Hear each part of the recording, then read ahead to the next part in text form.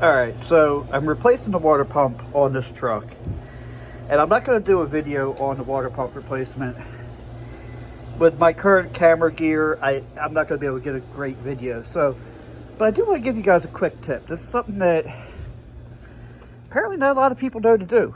So when you're replacing a water pump, a lot of these bolt holes are going, or a lot of these bolts are going to be a different size. So an easy way to remember is I took a marker, which I have here somewhere. I swear I have my marker. My mom's going to kill me because that's her good marker.